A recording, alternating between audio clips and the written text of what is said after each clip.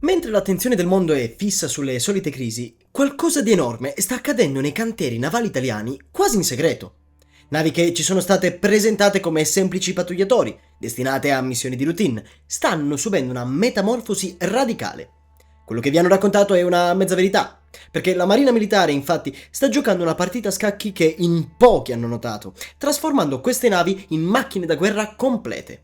Non si tratta di ordinaria manutenzione, è un potenziamento strategico calcolato che sta dotando queste navi di missili capaci di abbattere minacce aeree a oltre 120 km di distanza e di radar così avanzati da rivaleggiare con le fregate più potenti. La chiave di volta di questa rivoluzione silenziosa è arrivata nella primavera del 2026. Un'integrazione contrattuale, un pezzo di carta in gergo burocratico, siglato tra l'OCCAR, l'Organizzazione Europea per la Cooperazione in materia di armamenti, e il raggruppamento di imprese Fincantieri e Leonardo. L'obiettivo preciso è portare l'intera classe dei pattugliatori polivalenti d'altura, i PPA, alla loro massima configurazione da combattimento. Un contratto la cui quota per Fincantieri vale circa 62 milioni di euro, destinato a finanziare l'upgrade di 5 navi. Oggi sveleremo questo segreto nascosto sotto gli occhi di tutti. Analizzeremo perché l'Italia ha deciso di intraprendere questa strada, cosa significa avere navi che possono cambiare volto da un giorno all'altro e come questa decisione stia silenziosamente ridisegnando la mappa del potere navale nel Mediterraneo. Preparatevi, perché quello che state per scoprire cambierà la vostra percezione della potenza militare italiana. Ma per capire la portata di questo, facciamo un passo indietro. Perché proprio ora? E perché tutta questa fretta? Abbiamo appena scalfito la superficie di questa incredibile storia. E prima di addentrarci nel contesto geopolitico che ha reso necessaria questa trasformazione, fateci un enorme favore. Se trovate questa analisi interessante, iscrivetevi al canale, lasciate un like, condividete questo video e guardatelo fino alla fine, perché i dettagli che stanno per arrivare sono ancora più sorprendenti. Per decenni abbiamo pensato al Mediterraneo come a un lago tranquillo, un'area di competizione commerciale e poco più. Quell'epoca è finita. Oggi il Mare Nostrum è tornato a essere una delle aree geopoliticamente più esplosive del pianeta e l'Italia si trova proprio al centro della tempesta. Da un lato, la perenne crisi del fianco sud, con la destabilizzazione della Libia e del Sahel. Ma la vera novità è il ritorno della competizione tra grandi potenze. La Russia, nonostante la guerra in Ucraina, non ha mai abbandonato le sue ambizioni mediterranee, usando la sua base in Siria per proiettare influenza. La minaccia sottomarina, che credevamo un ricordo della guerra fredda, è tornata a essere una realtà concreta, tanto che la base di Sigonella è diventata un hub cruciale per i più avanzati aerei caccia sottomarini. A est la Turchia, con la sua dottrina della patria blu, Mavi Vatan, costruisce una flotta sempre più potente per difendere le sue rivendicazioni energetiche. L'Egitto ha investito miliardi per acquistare fregate moderne, diventando un attore navale di primo piano. E persino la Francia, nostra alleata e storica rivale, considera il Mediterraneo un'area di influenza prioritaria. In questo scacchiere affollato, dove le tensioni per il gas sono all'ordine del giorno, essere una potenza marittima credibile è una questione di sopravvivenza. Ma la vera lezione, quella che ha accelerato i piani italiani, è arrivata da due teatri di guerra, l'Ucraina e il Mar Rosso. Il conflitto ucraino ha dimostrato che la guerra ad alta intensità è tornata in Europa. Gli attacchi degli Houthi nel Mar Rosso, invece, hanno messo in luce la vulnerabilità delle rotte commerciali e la necessità di avere navi con una fortissima difesa aerea, capaci di intercettare minacce multiple e sofisticate. In questo scenario, la vecchia distinzione tra navi da guerra e navi da pattugliamento ha perso significato. Oggi, ogni nave in mare deve essere in grado di combattere. Un pattugliatore con armamento leggero rischia di essere solo un bersaglio. L'Italia, la cui economia dipende per l'80% dai traffici marittimi, non può permettersi questo lusso. La Marina Militare ha capito che per fronteggiare un mondo più pericoloso non bastavano poche navi super specializzate, ma serviva una flotta più grande, flessibile e letale. Serviva una soluzione geniale. Se volete continuare a scoprire i segreti della difesa italiana e le analisi geopolitiche che nessun altro racconta, date un'occhiata al nostro blog e ai nostri social per rimanere sempre aggiornati sui temi della difesa.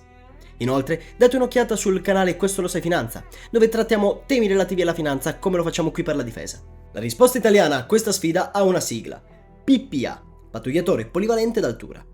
Progettate da Fincantieri con la legge navale del 2014, queste navi sono un concetto rivoluzionario.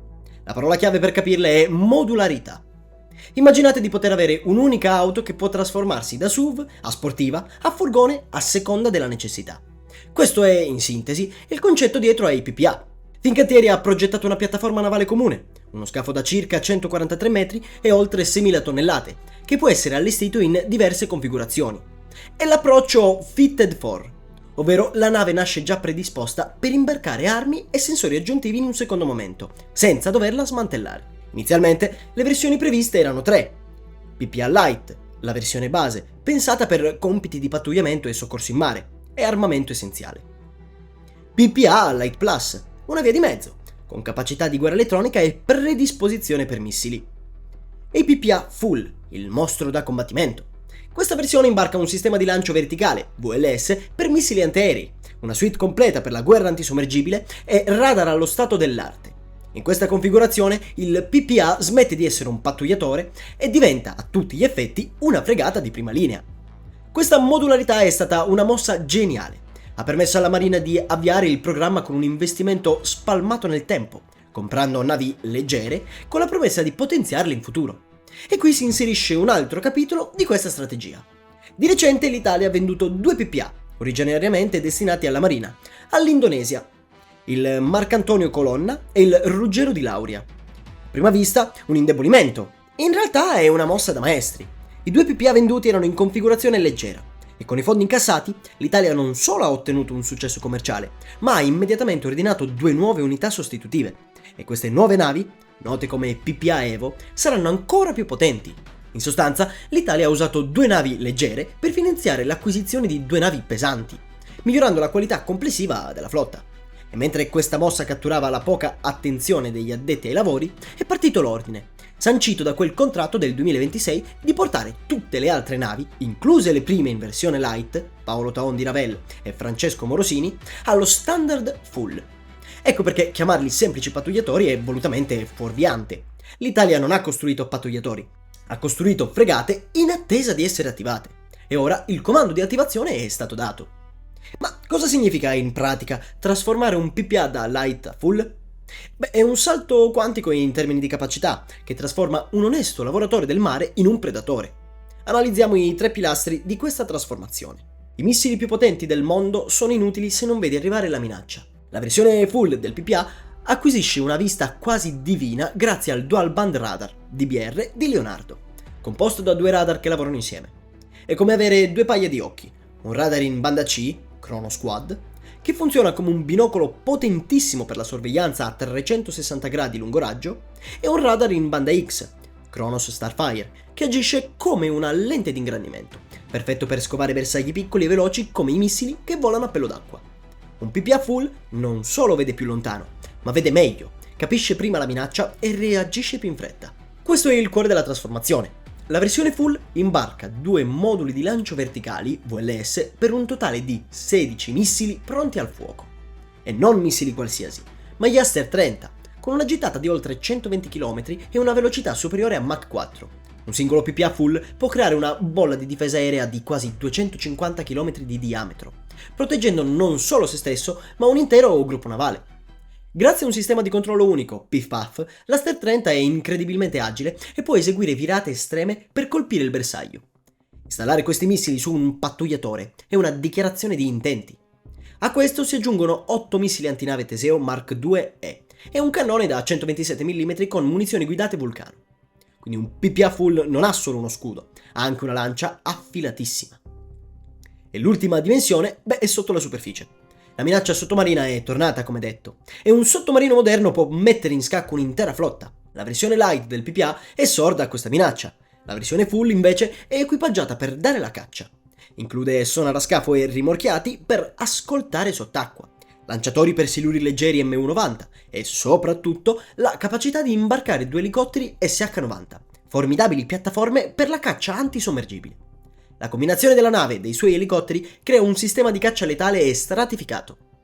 In sintesi, quindi, l'upgrade trasforma il PPA da una nave monofunzione a una vera piattaforma da combattimento multidominio, capace di gestire contemporaneamente la difesa aerea, l'attacco navale e la caccia ai sottomarini. Avere una flotta di navi trasformiste è un vantaggio strategico enorme. Significa imprevedibilità e flessibilità. Immaginate un PPA italiano in missione antipirateria nel Golfo di Guinea. Agli occhi di un avversario è una minaccia contenuta. Pochi giorni dopo, la stessa nave può essere nel Mediterraneo e, con i sistemi full attivati, diventare un nodo fondamentale di una rete di difesa aerea. Un avversario non può mai essere sicuro del reale potenziale della flotta che ha di fronte. È un pattugliatore oggi, una fregata domani. Questa ambiguità è di per sé un formidabile strumento di deterrenza. Un PPA full, con le sue 6.270 tonnellate, il radar DBR e i missili Aster 30, è superiore per capacità di difesa aerea a molte fregate leggere in servizio nel Mediterraneo. Diventa un avversario che nessuna marina può sottovalutare. E questa mossa ha anche un'importante implicazione industriale. Dimostra la validità del concetto modulare di Fincantieri Leonardo, posizionando l'industria italiana all'avanguardia. Il successo delle esportazioni in Indonesia ne è la prova di fatto. E il futuro è ancora più promettente.